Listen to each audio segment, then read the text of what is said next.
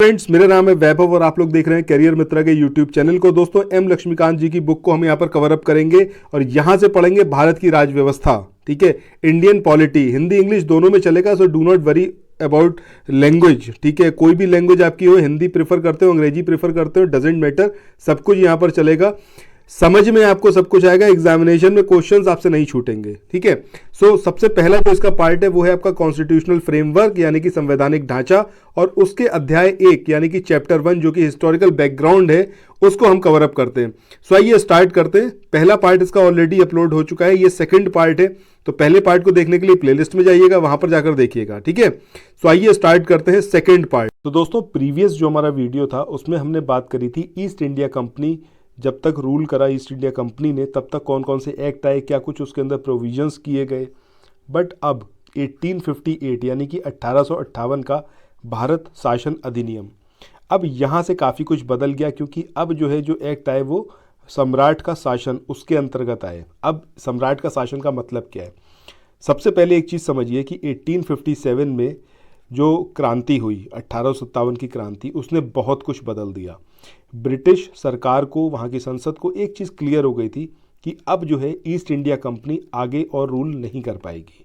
तो इसके लिए करना क्या है कि डायरेक्टली जो शासन सत्ता है वो अपने हाथों में लेनी है, यानी कि अब जो ब्रिटिश क्राउन है वो सीधे सीधे यहाँ पर शासन करे।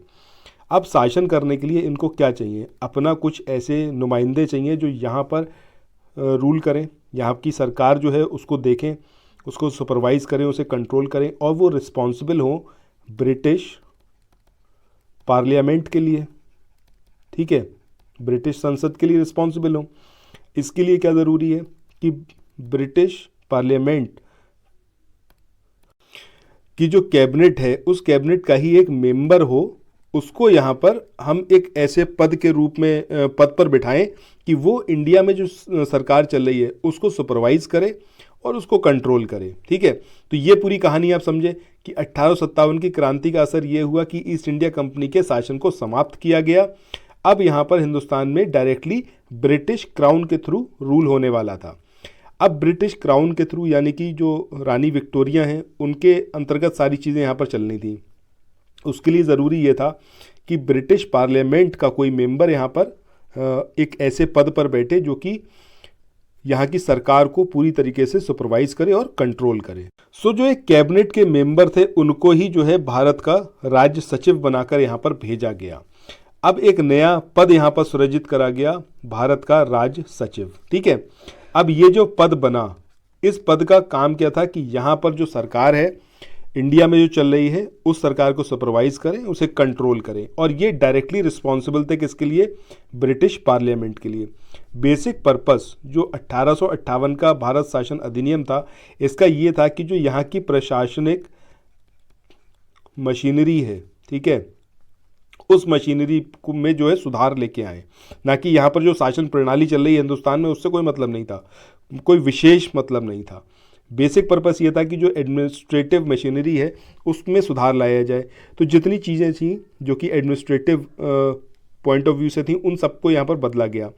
पहली चीज़, यहाँ पर एक ऐसा व्यक्ति बिठाया गया जो कि डायरेक्टली रिस्पॉन्सिबल था ब्रिटिश पार्लियामेंट के लिए। अब दूसरी बात यहाँ पर क्या करी गई कि ईस्ट इंडिया कंपनी के ड्यूरेशन में जो गवर्नर जनरल हुआ करते थे उस पद का नाम बदलकर क्या कर दिया गया? वॉयसराय कर दिया गया। और पहले जो वॉयसराय बने वो कौन बने? Lord Canning. चेंजेस आ रहे हैं, सारे प्रशासनिक जो मशीनरी है उसमें चेंजेस आ रहे हैं। पहले बोर्ड ऑफ कंट्रोल और कोर्ट ऑफ डायरेक्टर्स ये हुआ करते थे, इस सबको यहाँ पर फिनिश कर दिया गया, खत्म कर दिया गया। ठीक है, तो ये सब कुछ करा गया 1858 के भारत शासन अधिनियम के तहत।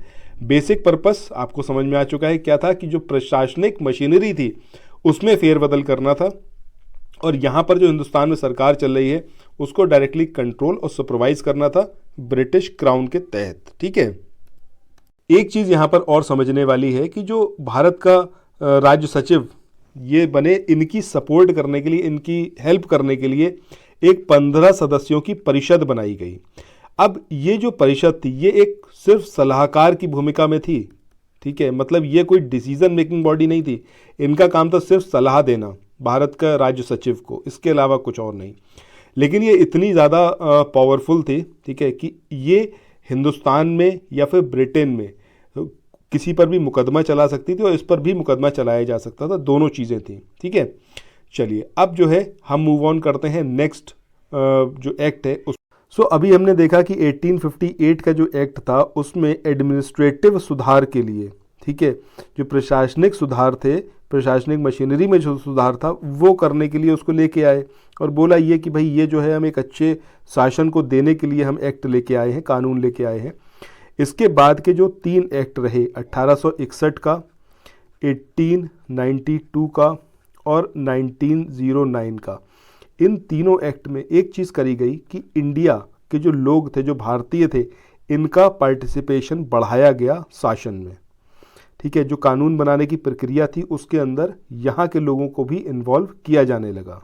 अब ऐसा किया क्यों गया? देखिए 1857 में एक चीज़ क्लियर समझ में आ गई थी कि 1857 की जो क्रांति हुई उसके बाद अगर आपको यहाँ पर शासन करना है तो ये पिक्चर क्लियर थी ब्रिटिश सरकार को कि भाई यहाँ के लोगों को आपको साथ में लेके आना पड़ेगा, जो कानून बनाने की प्रक्रिया होगी उसमें भी आपको उन्हें रखना पड़ेगा।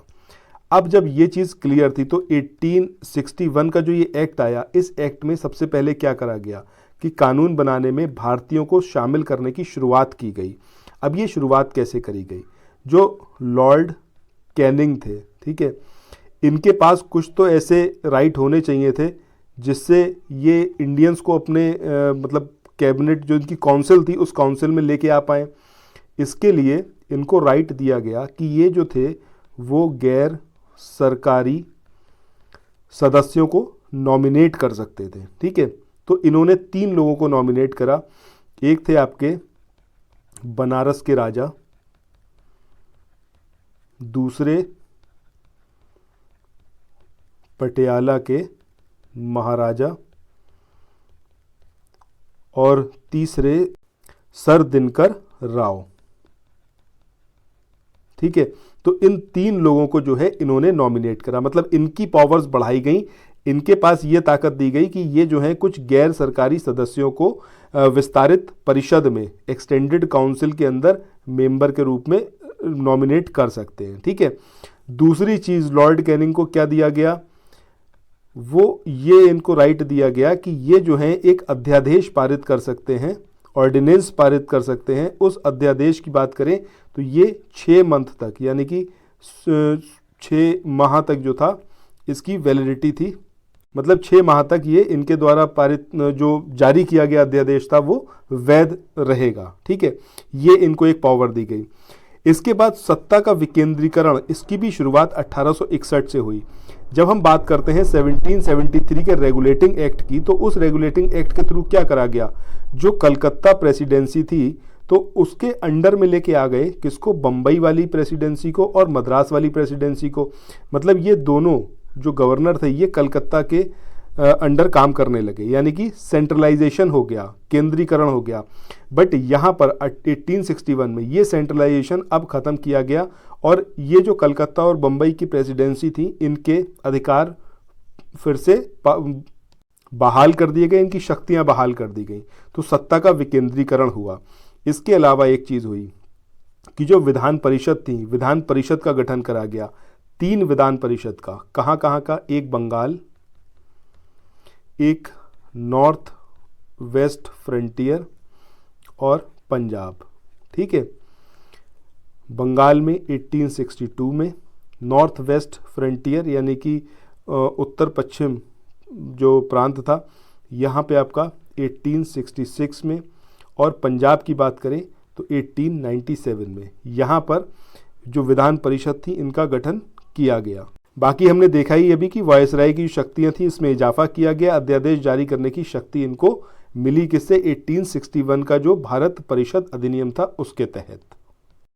सो अगले एक्ट की हम बात करें, ये 1909 का भारत परिषद अधिनियम। ठीक है, अब इसको एक और नाम से भी जाना जाता है, मार्ले मिंटो, ठीक है, एक्ट के नाम से भी।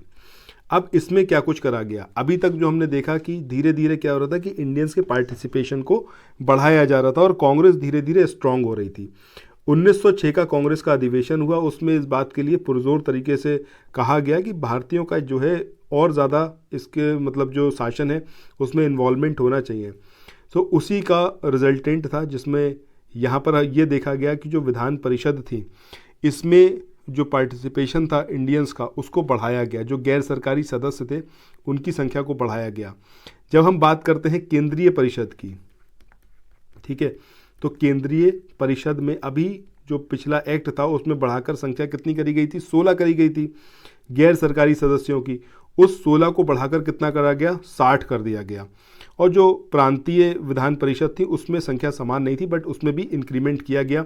दूसरी इंपॉर्टेंट चीज़ क्या करी गई, जो केंद्रीय परिषद थी वहाँ पर जो सरकारी सदस्य थे उनकी संख्या मेजॉरिटी में ही रही, लेकिन जो प्रांतीय विधान परिषद थी वहाँ पर जो गैर सरकारी सदस्य थे उनका जो था बहुमत हो सकता था। मतलब सेंट्रल लेवल पर बहुमत पॉसिबल नहीं था, उसको नहीं रखा गया उतना, लेकिन जो प्रांतीय या फिर प्रोविंशियल जो काउंसिल्स थी वहाँ पर बहुमत हो सकता था।